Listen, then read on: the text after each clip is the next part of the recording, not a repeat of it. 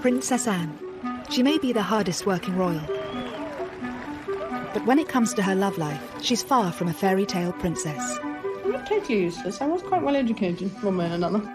She said, "I will marry the man I choose, no matter who he is or what he does." From intense press speculation. There was an awful lot of interest in who she was seeing and what this might mean for the monarchy. To a love triangle with the future queen. She doesn't seem concerned about etiquette from the palace's point of view. And public scandal for a very private princess. Divorce? Very much. Never been mentioned. Mark was having an affair of his own. He fathered an illegitimate child. Tonight, royal experts and insiders reveal how Anne's 7 love affairs show us what she's really like. In many ways, Anne was a trailblazer. Why did she choose these men? By his account, she was lonely, and he provided that companionship. And despite lies, affairs and divorce... I have no comment to make on the news at all. How has Anne managed to keep her royal reputation intact? She is very shrewd. She knows how to keep information away from the press. Scandal, controversy, and romance. These are the loves of Anne's life.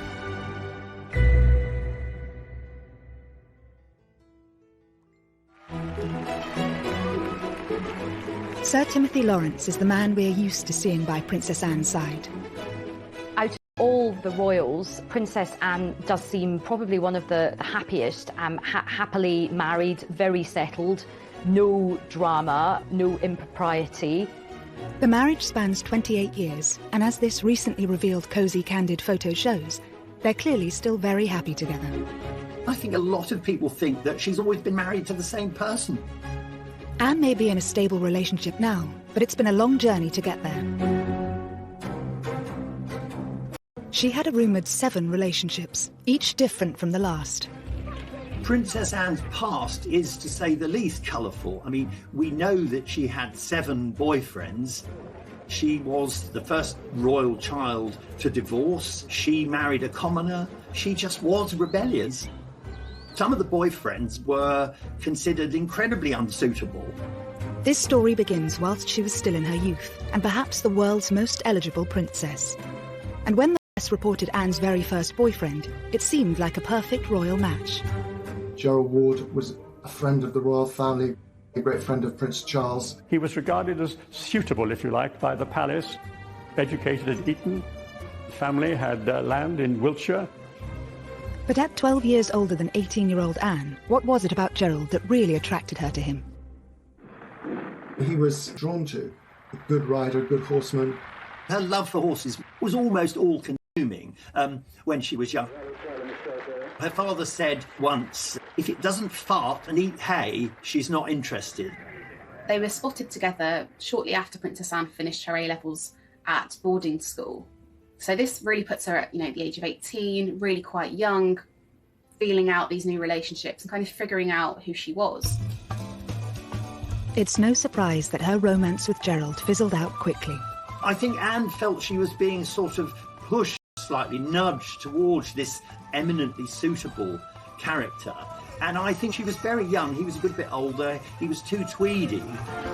It was clear from early on that the young, strong-minded princess wasn't willing to let social expectations dictate her romantic life. Anne was always clear.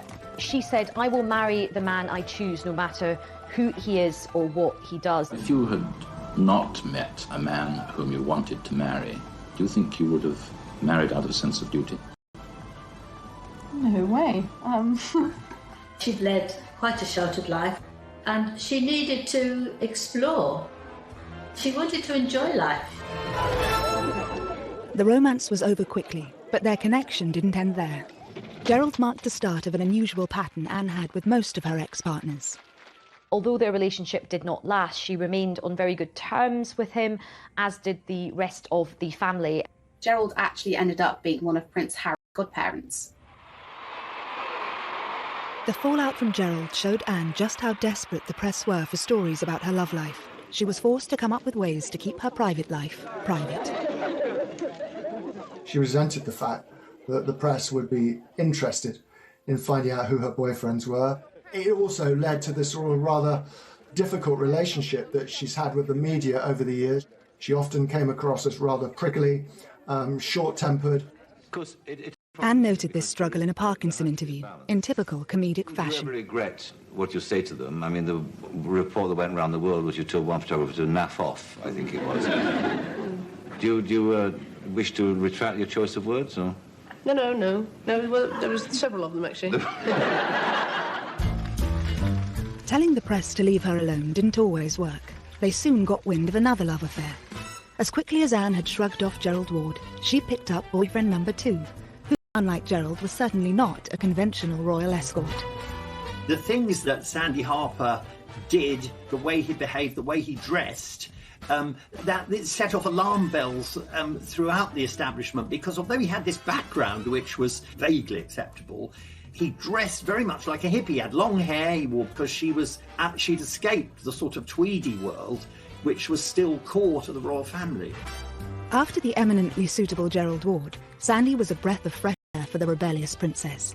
Not a military man or an aristocrat, but a professional polo player whom she met through her love of horses. They were seen out at the discotheques that were springing up all over London in the late 60s and early 70s. I think one of the most striking things about it is that after an evening out, it was often Princess Anne who drove them home afterwards. She liked men who were fun, and she liked to be amused and entertained, people who were prepared to take a bit of a risk in their private life. The relationship told the world that Anne wasn't prepared to play by the royal rules. She was not a conventional princess, which she wryly admitted herself in the famous Parkinson interview.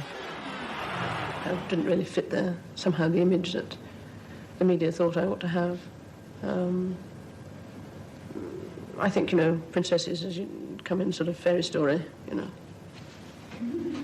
That's what they are, and somehow I didn't fit. Luckily for the stuffier types at the palace, neither Sandy nor Anne saw a future in their wild romance. He was a bit of a self-confessed ladies' man. He did do an interview where he said, I take a lot of girls out and the relationships don't work out. I think probably that was the most exciting time of her life, in a way, but she knew it couldn't last. So she knew it was almost like she was being allowed to play for a while before the serious business of being a grown-up royal had to begin. By age 20, speculation about Anne's love life was rife, and when rumoured boyfriend number 3 hit the headlines, it seemed Anne was open to becoming a grown-up royal. Richard Meade was another extremely accomplished horseman, and in fact one of our most decorated Olympians. His love of horses, that rivalled even hers, seems to have been a huge attraction for Anne. But unlike Sandy before him, Richard also had an understanding of her royal life.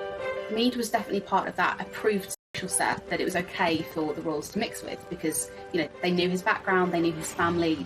He was also quite discreet, which is obviously something that the royals really take quite seriously. And she really wouldn't have been interested in someone that fawned over her and her royal status.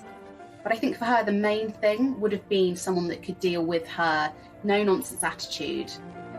Richard seemed to be the favourite for the princess's hand. I think there was a lot more talk about Richard Meade as a potential husband for Anne than there had been hitherto about anyone else. But Anne's own father had his doubts. Richard Meade, who indeed was a friend of mine, he was unfortunately 12 years older than the princess, age gap between the two, so he was discouraged. Anne was just 20, and Richard may have been just too grown up for the young princess. She seems to have listened to her father, and after less than 2 years, the pair parted ways. She was in no great hurry. Times had changed. She was not under pressure to marry. She didn't have to produce an heir to the throne. It gave her a degree of freedom that her brother never really had to enjoy. And she was determined to enjoy it. And if that meant dating 1, 2, 3, 4, 5 men before she married, then so be it. Richard Meade, he became quite a close friend. They could go on horse events together, and his children became very friendly with Prince William and Prince Harry. So she wasn't spiteful, she wasn't bitter. Next, Anne's most risky romance has been under wraps for years, involving a complicated love quadrangle. He would have been a complete no-no for the royal family.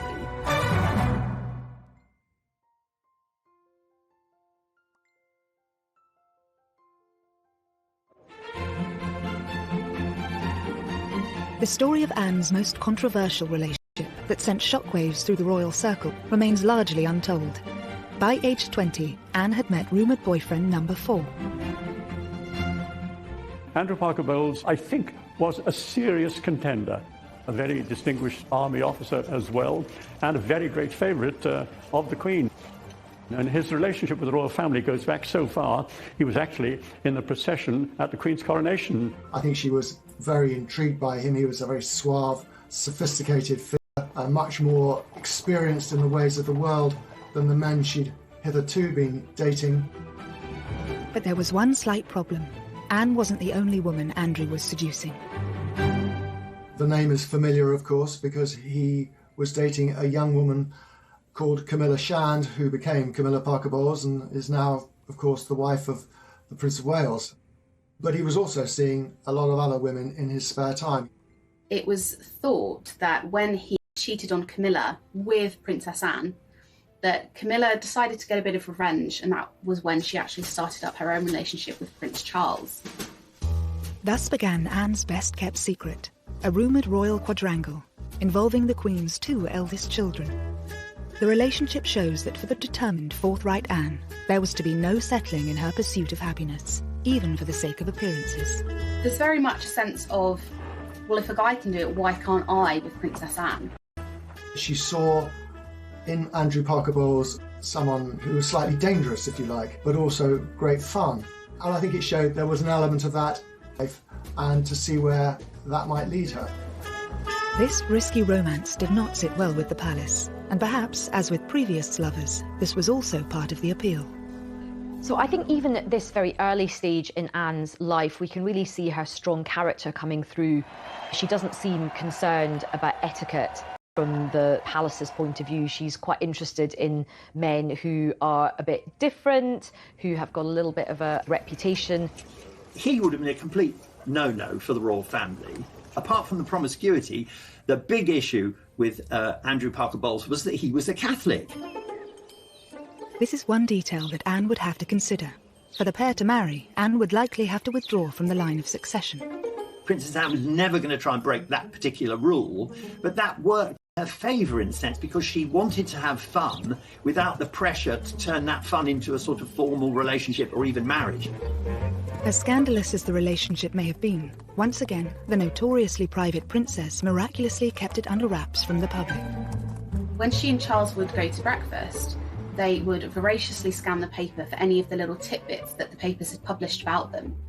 They wanted to know what they'd figured out. You know, had that relationship been kept secret? I think this revelation really has come about because of the Netflix show, The Crown. And I think a lot of people were quite shocked. I think a lot of people had to check on Google if this was actually true. How do you know all this? Because I was briefly caught up in it myself. Wait a minute. When? Then, in the past, it doesn't matter. It was all very straightforward. He got what he wanted, which was to make Camilla jealous. I got what I wanted, which was a bit of fun. Fun? Yes, sorry, Mummy, it was. The private conversations can still only be imagined, but the story of this extraordinary relationship was a revelation to most. She really was besotted with Andrew Parker Bowles. I think after a couple of years of Anne really chasing him, she realised that, you know, he was only really going to make her unhappy.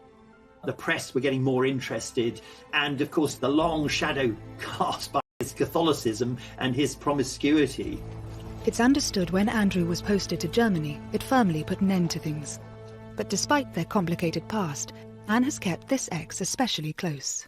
Andrew is a godfather to Zara. He's remained a firm friend of Princess Anne's for the best part of 50 years. So no, I don't think there was any ill will on Anne's part towards his marriage for Camilla.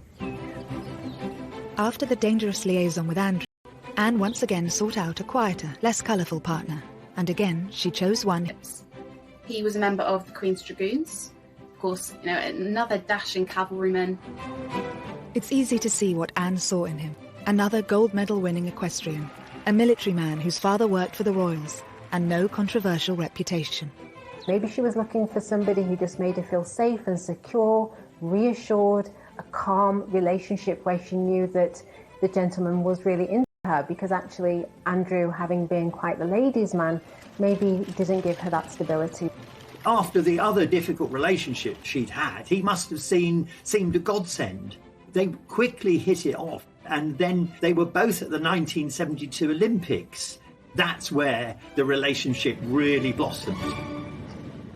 Mark was different to Anne's previous boyfriends. He was a quiet character. Because we know she was very much like her father, who is quite a controlling character, Mark must have seemed a big improvement on people like Gerald Ward. The relationship would have been the man in the driving seat. With Mark, it was different. He was quite shy. Royal biographer Brian Hoey has first-hand experience having met and interviewed Mark and Anne.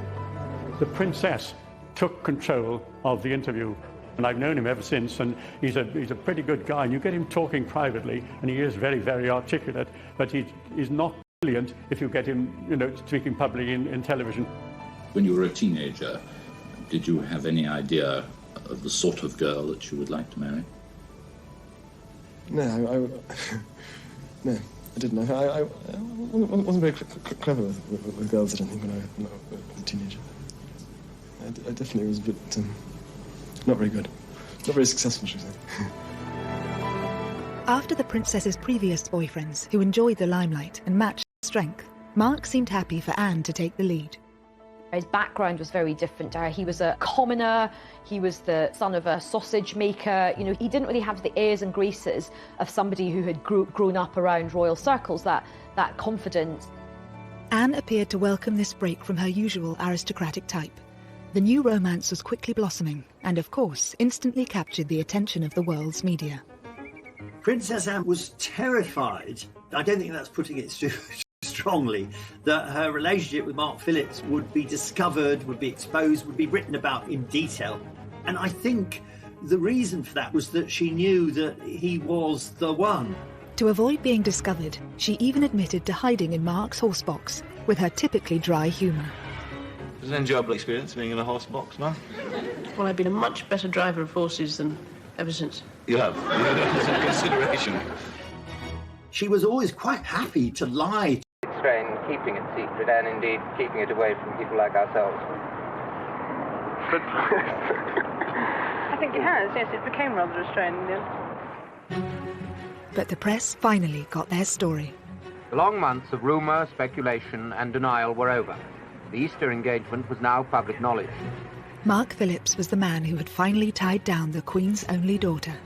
The royal family were thrilled at the engagement, so much so that the Queen Mother said that they were the perfect couple. 6 months later, on the 14th of November 1973, Anne became the first of Queen Elizabeth's 4 children to wed. The moment we've all been waiting for, and how lovely she looks. It was a spectacular at Westminster Abbey. These pre-internet days, still something like 500 million people plus watched the wedding. So inevitably it started off with enormous enthusiasm. They faced this great aisle in the congregation.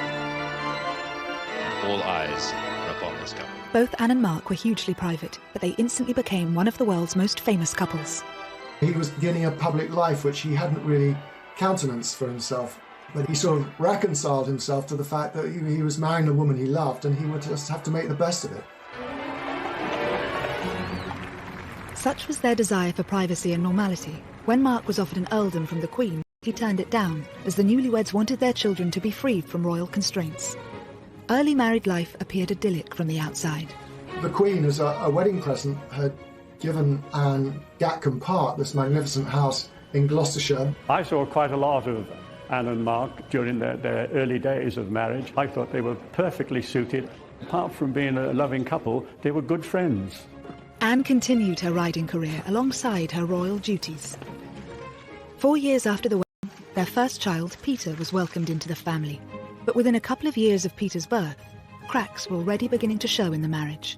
Both of them had left the world of show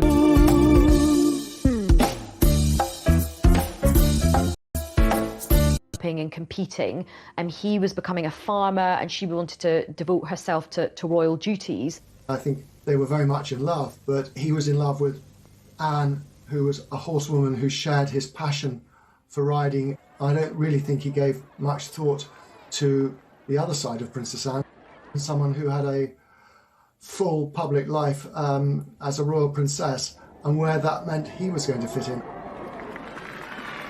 Mark's ability to look past Anne's royal status seemed to have been an appeal for them both, but he now faced the reality of her role.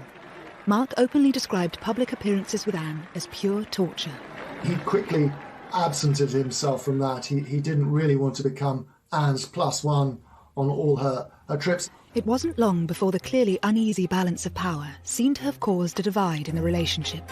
Perhaps when they got together they were a better match, and as time went on and Anne grew in confidence and involved, perhaps she just outgrew him. I think after time, Mark wasn't really accepted by the rest of the family. They thought he was rather dull and he could only talk about horses. Rather cruelly, it's said that Prince Charles used to call him foggy, in the sense that he was a bit wet and a bit thick. Soon the strains in the relationship would become impossible to hide. And as they say, one thing led to another. And he said that they began an affair.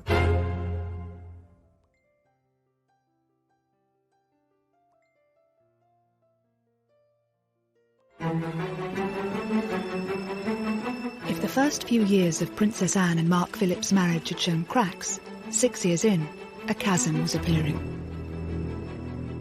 As Mark diverged from his main equestrian career into creating his own business, making horses and jumps, and Anne, of course, was committed to her royal schedule and diary, it seemed very much that they spent a lot of time apart.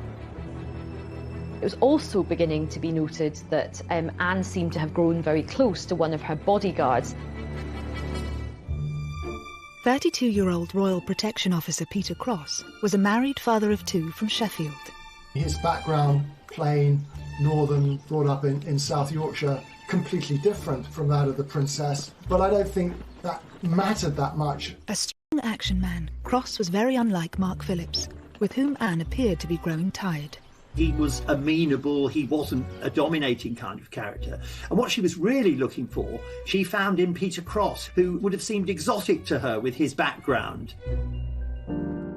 By his account, she was lonely. Phillips was, they say, one thing led to another. And he said that they began an affair. They would chat a lot on the back stairs of Gatcombe House, and Mr. Cross explains it that they were sitting there one day chatting, and he looked into her eyes and she looked into his eyes, and they clasped hands and they kissed. Photographs of Peter Cross and Anne from his time as her protection officer hint at their close relationship. Cross and Princess Anne do seem incredibly comfortable in each other's company, overly familiar for the role they were in. You do get the impression that Anne was enjoying that attention, but also Cross was really quite distracted. He doesn't look like somebody who's there to protect her from a potential threat. He looks lost in the moment. He began to dress rather like the sort of tweedy, horsey people that Anne surrounded herself with. He wore tweed caps, moleskin trousers. He began to look the part, and so the rumour mill began to work. When it was suspected that they were having an affair, Peter Cross got removed from his position and sent away. And there's an interesting scene in The Crown where Anne and her mother have a conversation about it. You can't. Here's the one thing that makes me happy. You have so much to make you happy. Then how come none of it does? Of course, this drama surrounding the romance is imagined, but experts think it still had a big effect on Anne. He was obviously quite important to her at a time when her emotions were quite high. But allegedly, Anne wasn't about to give up on Cross that easily. Summoning him to Gatcombe Park after his dismissal, a day in the country became code for them meeting up. It is said that they still met from time to time, and that Anne had a code word so that people wouldn't know it was her when she was telephoning, and if she would say it was Mrs. Wallace. Was this, we all wondered, a reference to Wallis Simpson, another rather notorious figure linked to past royal misbehaviour? What's quite interesting is that she's quite defiant about this relationship as well. She is a rebel, she isn't going to play by the rules, and even though he's been sent away, she still wants to see him, and she does.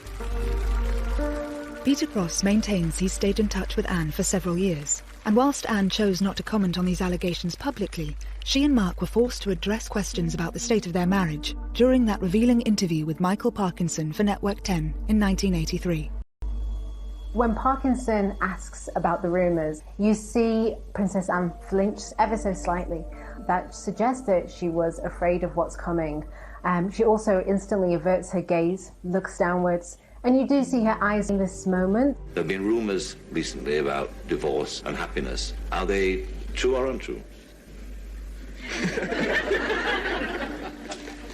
Ill-informed gossip has been going on for years. One thought or another.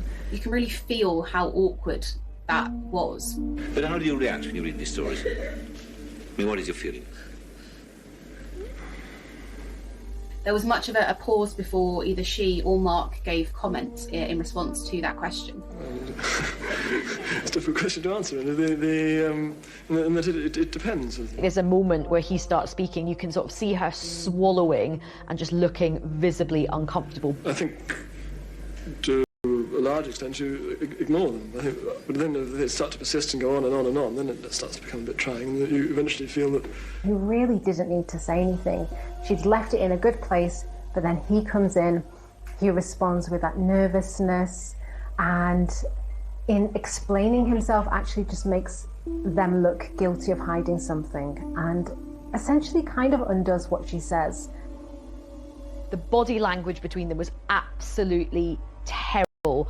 They did not look like they even liked each other, let alone happily married together. After keeping quiet about the alleged affair at the time, in 1985, Peter Cross sold his story to the News of the World. He blurted out all the details of their intimacy and their closeness, and the fact that she had taken a real shine to him. I interviewed Mark Phillips, and this was shortly after the scandal. He said, "Policeman, don't talk to me about bloody policemen." She didn't like the idea that this relationship between his wife and a lowly policeman had been splashed all over the newspapers. Anne would have been mortified to have heard these stories shared about herself, whether they were true or not. You know, we only have Peter Cross's word for all of this. Anne has never uttered a scintilla of comment about it or not. Anne's ability to remain tight-lipped about her private life may be one of the reasons why she escaped this scandal pretty much unscathed. I think Anne didn't get a huge negative response from the public was because she didn't say anything. She didn't confirm it. She didn't deny it. She just got on with her daily life. She just didn't feel the need to actually address it because it was her private life that the public were not entitled to know about. I think the public's view was that this is just scandalous muckraking, and they were prepared to give the benefit of the doubt. Another reason Anne's reputation remained largely intact following these revelations, it with Lady Diana. Once Diana arrived, Princess Anne was out of the picture. Here is this young, glamorous, shy, extraordinary young woman who we imagine was going to marry the heir to the throne after a very long time. It probably quite suited Anne in many ways that there was somebody to sort of deflect attention away from her.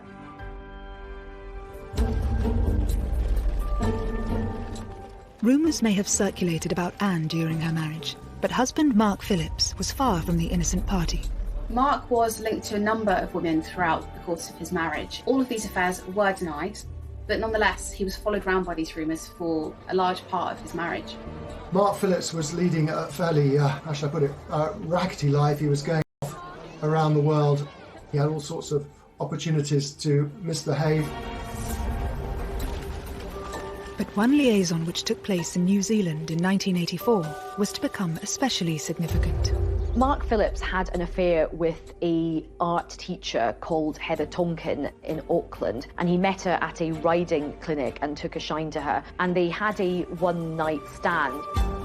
It is said that Mark Phillips left his boots outside his door to signal to Heather Tonkin which room he was staying in. This fling had serious consequences. Heather had fallen pregnant with Mark Phillips' secret love child. He tried to persuade her to have an abortion, which she wouldn't have. And then he denied that he was the daughter's father. It really was a huge potential scandal that the princess's husband had got this child on the other side of the world. But it would be another 7 years before this news broke. The Daily Express revealed home footage of Heather with their daughter appearing a world away from her royal relatives. First, a 1989 theft exposing another secret would push the marriage even closer to breaking point. Anne was having an affair while still married. He had echoes of the sort of practical action man that she'd found in Peter Cross, and I think that was very appealing.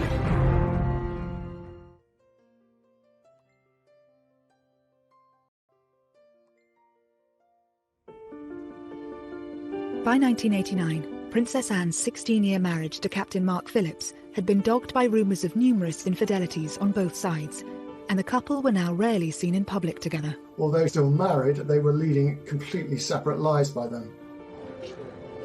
Now a theft at Windsor Castle was about to spell the end of the marriage once and for all. But it would also allow Anne to finally settle with a man who'd make her truly happy. In 1989, a set of letters were actually handed to the Sun newspaper. Actually, wouldn't publish their contents. Instead, they passed the letters on to Scotland Yard, and an investigation was launched to figure out exactly how these letters had been taken. The Sun might not have published the letters, but they still got their story. Although the Sun newspaper hadn't published the content of the letters, it was known that they were affectionate. They used terms like darling, so it would have set tongues wagging that there was potentially something going on. With the rumour mill swirling, in a surprise move a week later, it was the palace who named the author of these letters. This is the man now known to have written the stolen letters to the Princess Royal, Commander Timothy Lawrence, equerry to the Queen. They issued a statement, but they denied that there was any inappropriate relationship. They were trying to suggest it was entirely innocent, but the Queen's daughter and the Queen's equerry, as a rule, don't tend to exchange letters. 34-year-old Tim Lawrence had joined the royal household from the Navy in 1986. At the 7th attempt, Anne had chosen a man who could be strong, but also knew how to allow a princess her space. His job as equerry was to accompany the Queen on her official engagements, and on unofficial engagements to sort of make himself useful in the background. I mean, one of his great skills apparently is mixing a very good martini. And what's interesting is that he got this role coming from, quite a humble background. Here's a man who was born in Camberwell, didn't go to one of the great public schools, wasn't linked to the royal family at all, and certainly wasn't part of the horsey world. Tim really couldn't care less about horses, which of course was something that we've seen in many of Princess Anne's relationships, that they were all equestrians.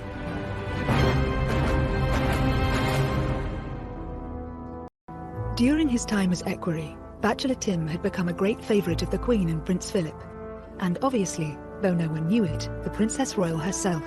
But why had Anne fallen for a royal attendant 5 years her junior? Equerries are chosen as much for their charm and their ability to get on with the royals as they are for any other military disciplines they might have. So in many ways, it kind of came as no surprise that Anne should be attracted to a man like Tim Lawrence. He had echoes of the sort of practical action man that she'd found in Peter Cross, and I think that was very appealing.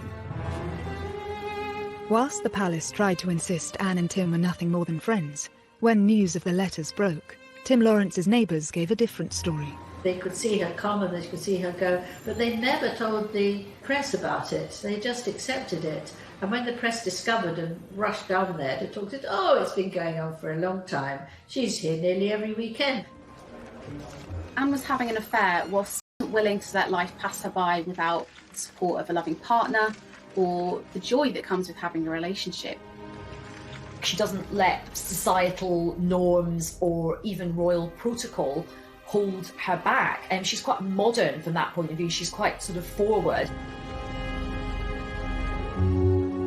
The couple's secret was out, and while the Queen apparently gave Tim her full support, Philip was rumoured to be less than happy about his employee's betrayal. And he wasn't the only one. Anne was still married to Captain Mark Phillips. Not one to miss a story, reporters dashed up to Mark and asked him about these letters and what he thought. He found it very embarrassing for him and possibly even humiliating because he wasn't aware of what was going on. While the letter thief was never caught, this revelation sealed the fate of Anne and Mark's marriage, and just months later, in August 1989, they separated. But once again, Anne's reputation emerged intact. It was by then no secret that her marriage to Mark Phillips was not happy, that they were largely staying together for the sake of Peter and Zara. And so I think the public kind of saw this when all these details came out and thought, you know what? We can't blame her for wanting to have a bit of happiness. Tim Lawrence wasn't married to someone else. He didn't have a past. He was such a solid character that it didn't have all the elements of scandal that the papers need. And so I think Anne got away with it. At the time, Anne was adamant there would be no divorce. Divorce? Very much. Never been mentioned by anybody. But this all changed in 1991, when news of Mark Phillips' love child finally emerged in the Daily Express, accompanied by intimate home footage of Heather and their daughter Felicity, revealing their modest lifestyle. While Mark still denied he was the child's father, a paternity test proved otherwise. It gave Anne a legitimate excuse to get out of the marriage. For that to be splashed across the papers, I think she knew that the public would be on her side, and although divorce was still a bit of a scandal, they very much would have understood that decision. It must have solved a problem that had perhaps been worrying her for quite some time. She may have been the first of the Queen's children to divorce, but the news was overtaken by other much more traumatic events. 1992 is not a year on which I shall look back with undiluted pleasure.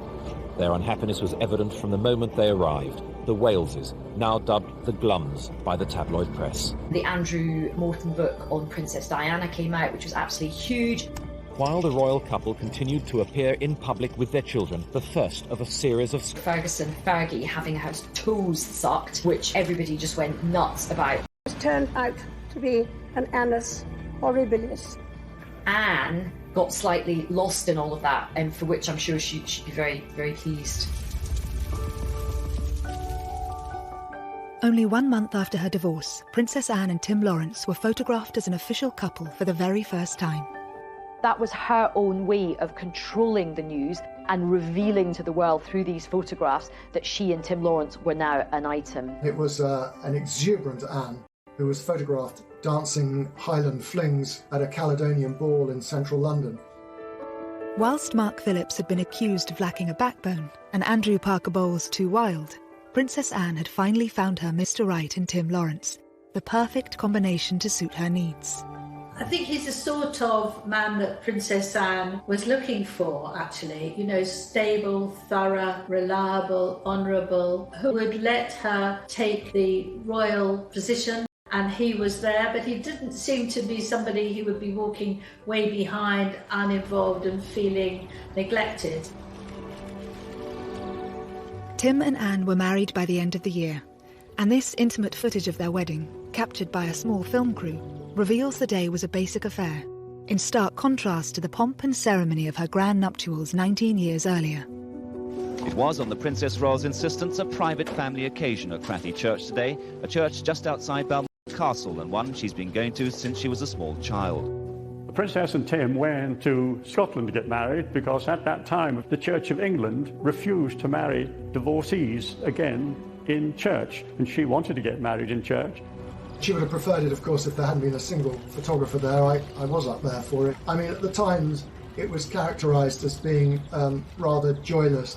I think that was largely because of the time of year, the weather, and the number of guests, in contrast to her grand wedding at Westminster Abbey all those years earlier. But I think that's very unfair. It was the wedding that the two of them wanted. I do think Princess Anne has found her true love. She looked genuinely happy. Some people said they hadn't seen her look as happy for years and years. At 28 years and counting, Anne now has the second longest running marriage in the royal family. Although her love life has courted controversy at times, she can also boast an unblemished public image. Anne has been shaped by each and every one of her 7 relationships, all of them influencing the Princess Royal we know today. I think they show us, in a sense, Anne's journey from this innocent, willful, slightly rebellious girl to the very solid, dutiful woman we have now. Because they were, in a sense, mistakes from which she learned. She's come to quite a strong conclusion about what works for her. She did seek out the sort of love that she wanted, despite many of the constraints that were on her from a young age. I think she's a bit of a beacon for modernity and modern marriages and modern relationships today.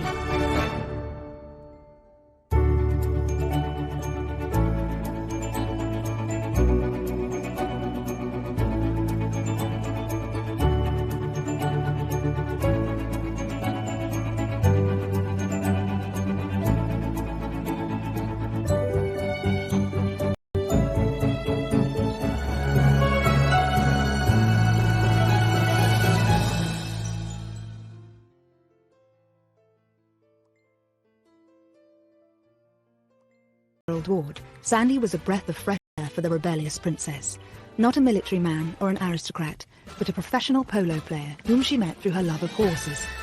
They were seen out at the discotheques that were springing up all over London in the late 60s and early 70s. I think one of the most striking things about it is that after an evening out, it was often Princess Anne who drove them home afterwards. She liked men who were fun, and she liked to be amused and entertained, people who were prepared to take a bit of a risk in their private life. The relationship told the world that Anne wasn't prepared to play by the royal rules. She was not a conventional princess, which she wryly admitted herself in the famous Parkinson interview. I didn't really fit somehow the image that the media thought I ought to have. I think, princesses, as you come in sort of fairy story, That's what they are, and somehow I didn't fit. Luckily for the stuffier types at the palace, neither Sandy nor Anne saw a future in their wild romance. He was a bit of a self-confessed ladies' man. He did do an interview where he said, I take a lot of girls out and the relationships don't work out. I think probably that was the most exciting time of her life, in a way, but she knew it couldn't last. So she knew it was almost like she was being allowed to play for a while before the serious business of being a grown-up royal had to begin. By age 20, speculation about Anne's love life was rife, and when rumoured boyfriend number 3 hit the headlines, it seemed Anne was open to becoming a grown-up royal. Richard Meade was another extremely accomplished horseman, and in fact one of our most decorated Olympians. His love of horses, that rivalled even hers, was also part of the appeal. So I think even at this very early stage in Anne's life, we can really see her strong character coming through. She doesn't seem concerned about etiquette from the palace's point of view. She's quite interested in men who are a bit different, who have got a little bit of a reputation. He would have been a complete no-no for the royal family. Apart from the promiscuity, the big issue with Andrew Parker Bowles was that he was a Catholic. This is one detail that Anne would have to consider. For the pair to marry, Anne would likely have to withdraw from the line of succession. Princess Anne was never going to try and break that particular rule, but that worked in her favour in a sense because she wanted to have fun without the pressure to turn that fun into a sort of formal relationship or even marriage. As scandalous as the relationship may have been, once again, the notoriously private princess miraculously kept it under wraps from the public. When she and Charles would go to breakfast, they would voraciously scan the paper for any of the little tidbits that the papers had published about them. They wanted to know what they'd figured out. Had that relationship been kept secret? I think this revelation really has come about because of the Netflix show, The Crown. And I think a lot of people were quite shocked. I think a lot of people had to check on Google if this was actually true.